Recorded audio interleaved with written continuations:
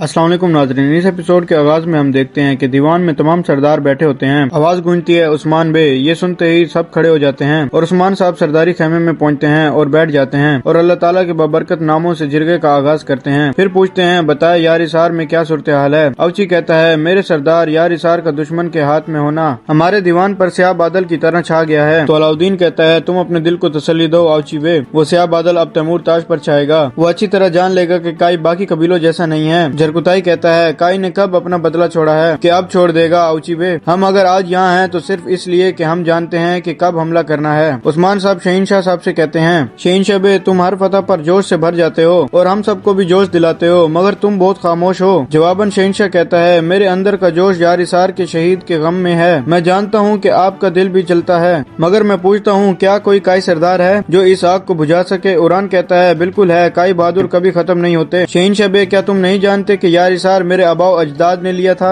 हम इसे तैमूर ताज के हाथ में कैसे छोड़ देंगे। शहीनशाह कहता है, इंशाल्लाह इस बार तुम खुद सर बनकर कोई काम खुद नहीं करोगे। ये सुनकर उस्मान साहब कहते हैं, अगर आप नहीं चाहते कि उरान बे खुद सर बन जाए या जिद बनाकर अपना काम करे तो फिर आप सब इसका हुक्म मानेंगे। ये सुनकर सब हैरत ज़दा हो जाते हैं और एक दूसरे की तरफ देखते हैं। शहीनशाह पूछता है, मेरे सरदार आप क्या कहना चाहते हैं। तो उस्मान साहब कहते हैं, मैं एक ख्वाब के पीछे भाग रहा हूँ। मेरा दिल चाहता है कि मेरे सीने से निकला हुआ चिनार का दरख्त मेरी इज़्ज़त इल्मा हो। मैंने बहुत आंसू बहाए, पसीने की जगह खून बहाया, लेकिन मैं रुका नहीं। मैंने पैगंबर के अल्फाज को याद किया, दुनिया की सआदत घोड़े की पुष्ट पर है। इन्होंने फरमाया, मैं भी इसीलिए इस रास्ते से नहीं हटा। मेरे सरदारों, मेरे कबीले के बुजुर्गों, जिसका कोई ख्वाब नहीं, इसका कोई मुस्तकबिल नहीं होता। मैंने देखा है कि जो मेरे ख्वाब को अपना ख्वाब जानता है, जो तख्त नहीं बल्कि वतन की फिक्र करता है, वो उरान बे है। ये सुनते ही अलाउद्दीन और उरान बे के हामियों सरदारों में खुशी की लहर दौड़ जाती है, जबकि बाकियों के चेहरे पर परेशानी छा जाती है। उस्मान बे के खड़े होते ही सब खड़े हो जाते हैं और उस्मान साहब कहते हैं, तो इसलिए उरान बे, मेरे वालिद अर्तुगरुल गाजी की मोहर अब तुम्हारी है। ये कहते ही उस्मान साहब मोहर उरान की जानिब बढ़ा देते हैं। अलाउद्दीन बहुत ज्यादा खुश दिखाई दे रहा होता है, मगर उरान कहता है, मेरे सरदार अल्हम्दुलिल्लाह आपकी सेहत ठीक है। जब आप हमारे सर पर हैं तो किसी नायब की क्या जरूरत है। जवाबन उस्मान साहब कहते हैं, बेटे ये नायब नहीं, ये सरदारी का तख्त मेरी तरफ से मेरे बेटे उरान को मुंतकिल करना है। इंसान मौत के लिए ही पैदा हुआ है। सरदार को चाहिए कि वो न सिर्फ तख्त पर बैठना जानता हो बल्कि तख्त से दस्तबरदार होना भी जानता हो। आज तक जो मैं था अब वो उरान है। उरान कहता है, सरदारों के सरदार, गाजियों के गाजी उस्मान बे, आप मरने को कहें तो हम मर जाएंगे, आप जहाँ रुकने को कहें हम वहाँ रुक जाएंगे, लेकिन मैं इस तख्त को इस हालत में यूं नहीं चाहता। ये सुनते ही सब हैरान परेशान हो जाते हैं और बुरान पूछता है, उरान बे तुम क्या कहना चाहते हो। तो उरान सरदारान की जानिब देखते हुए कहता है, मैं कहता हूँ कि अगर तमाम सरदार यहाँ मेरे हाथ पर बैठ करके अहद नहीं करते तो मैं ये सरदारी नहीं चाहता, तकसीम और इख्तलाफ नहीं होगा। तो अब मुझे बताएं, क्या कोई ऐसा है जिसके दिल में मेरे सरदार बनने की ख्वाहिश ना हो। क्या कोई है। कुछ देर के लिए बिल्कुल खामोशी छा जाती है। फिर सबसे पहले अलाउद्दीन कहता है, उरान बे कोई नहीं है। और इसके देखा देखी ओची, अब्दुल्ला और दीगर सरदार भी यही कहते हैं, कोई खिलाफ नहीं है, कोई एतराज नहीं है। सरदार शहीनशाह कुछ नहीं बोलता और उस्मान सरदार उरान से कहते हैं, उरान बे तुम कारा उस्मान की तरह बात करते हो, इख्तलाफ सरदारी को गिरा देता है, तुम सही कहते हो, अब अपना हक कबूल करो। ये सुनते ही उरान मोहर ले लेता है। फिर उस्मान साहब तलवार चूमकर इसे उरान के हवाले कर देते हैं और उरान कहता है, दादा सुलेमान शाह से,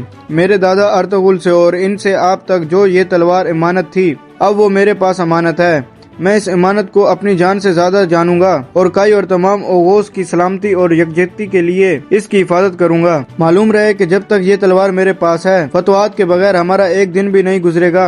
अल्लाह मेरा मददगार हो, आप सब के साथ मेरी सरदारी बुलंद हो। सब आमीन कहते हैं और उस्मान साहब कहते हैं, अब शिकार भी तुम्हारा और मजलिस भी तुम्हारी।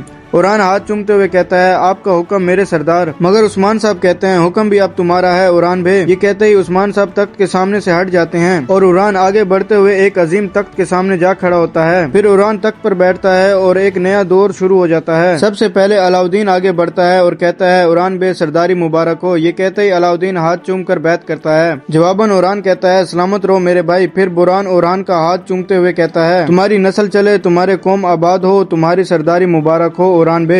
जरकुताई आगे बढ़ता है और मुस्कुराते हुए कहता है, बरकत तुम्हारे साथ, फरमान तुम्हारे साथ, अल्लाह मुबारक करे उरान बे। जरकुताई के बाद मामला थोड़ी देर के लिए रुक जाता है। क्योंकि शहंशाह और इसके हामियों की बारी होती है। इनके आगे न बढ़ने पर उस्मान साहब इनकी जानिब देखने लग जाते हैं। शहंशाह को इस बात का एहसास होता है तो वो उस्मान साहब को देखकर मुस्कुरा देता है। वो नम आंखों के साथ आगे बढ़ता है और उरान को सरदारी की मुबारक देता है। फिर वो भी उरान की बैत कर लेता है। उरान खड़ा होता है और शहंशाह को गले लगा लेता है। ये मंजर देखकर उस्मान साहब और अलाउद्दीन बहुत खुश होते हैं। शहंशाह के बाद औची और बाकी सरदार भी उरान की बैत कर लेते हैं और इस तरह नाजरीन काई कबीले का नया सरदार उरान बन जाता है। हमारा जो सफर सुलेमान शाह से शुरू हुआ था वो अभी भी जारी है। अगले मंजर में हम देखते हैं फातिमा एक जख्मी भेड़ उठाए आगे बढ़ रही होती है और उसे प्यार करते हुए कहती है, ओ मेरी जान दिखाओ तुम्हारा पाँव कैसा है। तो खातून कहती है, फातिमा तुम्हारी बदौलत अब बेहतर है। इसी दौरान यगीत इनके पास आता है तो खातून भेड़ लेकर चली जाती है। यगीत फातिमा से कहता है, तुम इस कबीले की शिफा हो फातिमा खातून, हर किसी के जख्म पर मरहम रखती हो। मैं भी तुम्हारी वजह से ठीक हुआ और मैं काफी अरसे से तुमसे बात करना चाहता था। फातिमा कहती है, बहादुर सरदार अभी वक्त नहीं है। यगीत पूछता है, फिर कब होगा फातिमा खातून? हर बार कुछ न कुछ हो जाता है, जो मैं कहना चाहता हूँ वो मेरी जुबान पर गांठ बन जाता है और मैं कभी कह नहीं पाता। मैं आपको एक तोहफा देना चाहता हूँ। ये कहते ही वो कंघी फातिमा की जानिब बढ़ा देता है। फातिमा परेशान होते हुए इधर उधर देखने लग जाती है और पूछती है, क्या मतलब है इसका? यगीत कहता है, ये तुम्हारे लिए मेरे शुक्रगुजारी है। तुमने मेरी जान बचाई, मैं तुम्हारा मकरूज हो गया हूँ। इंसान को जान का कर्ज जरूर चुकाना चाहिए, भूलना नहीं। मैंने इसे अपने हाथों से बनाया है सिर्फ तुम्हारे लिए। फातिमा कहती है, मैंने ये इसलिए नहीं किया था कि ये मेरे लिए कर्ज बन जाए, ये मेरा फर्ज था। अगले लम्हे एक शख्स बुलंद आवाज से कहता है, ए काई के लोगों, अब काई के तख्त पर उरान बे बैठेंगे। ये सुन लो और ये ना कहना कि हमने सुना नहीं। आज से काई के तख्त पर उरान बैठेंगे। वो खुद बुलंद आवाज से ये ऐलान करता चला जाता है। ये खबर सुनने के बाद फातिमा भी बहुत खुश होती है और अचानक आगे बढ़ जाती है।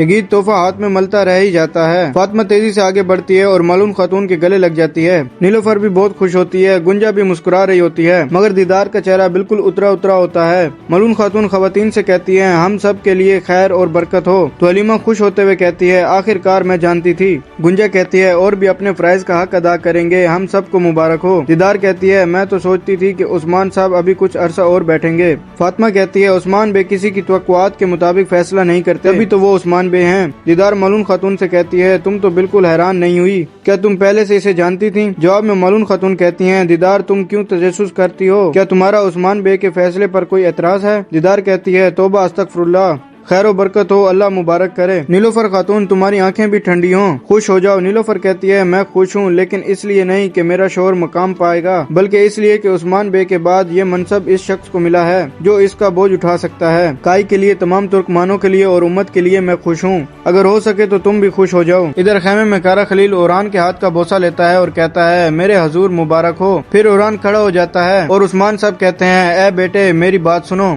आज से गुस्सा हमारा मुरम्मत करना तुम्हारा काम है, कमी हमारी मुकम्मल करना तुम्हारा काम है, टुकड़े करना हमारा, जमा करना तुम्हारा काम है। उरान कहता है, अगर मैं अपने वादे से फिर जाऊं तो आसमान गिर जाए, काली जमीन मेरे खून से सुर्ख हो जाए। उस्मान साहब कहते हैं, अब तलवार तुम्हारे हाथ में है। उरान तुम किस को किस फरीजे पर देखना चाहते हो, ये फैसला तुम्हारा है। मेरी सरदारी के साथ मेरा हुक्म भी खत्म हो गया। उरान कहता है, आपका हुक्म और आप सरदारी अगर सातों आसमान भी गिर जाएं तो ना खत्म होगी ना टूटेगी। और फिर सरदारान से कहता है, झंडा तुम्हारा है और इसे ऊपर रखने वाला हाथ हमारा है। मैं अपने सरदारों के लिए नए फराइज पर अच्छी तरह गौर करके इन्हें हथियार बांधने की तकरीब में ऐलान करूंगा। ये कहते ही उरान बैठ जाता है और उस्मान साहब कहते हैं, फिर हर तरफ खबर फैला दो, कल सरदार की तकरीब सोगोत में होगी। अगले मंजर में हम देखते हैं कि अब्दुर्रहमान और कोंतराली एक तूफान की तरह अपने सिपाहियों को लेकर यारिसार के बाहर पहुंचते हैं। बुलंदी पर खड़े मंगोल पर तीर बारिश की तरह बरस पड़ते हैं और इनका सफाया करने के बाद सिपाही घोड़ों के साथ बांधे हुए रस्सी दरवाजे के साथ बांध देते हैं। फिर भागते हुए घोड़ों पर सवार होते हैं और घोड़े दौड़ा देते हैं। एक साथ कई घोड़ों की ताकत से दरवाजा हिलना शुरू हो जाता है और थोड़ी देर बाद घोड़े उसे उखाड़ फेंकते हैं। किले के अंदर मंगोलों की दौड़ें लग जाती हैं। जब एक मंगोल ये मंजर देखता है तो इसकी आंखों में खौफ तारी हो जाता है।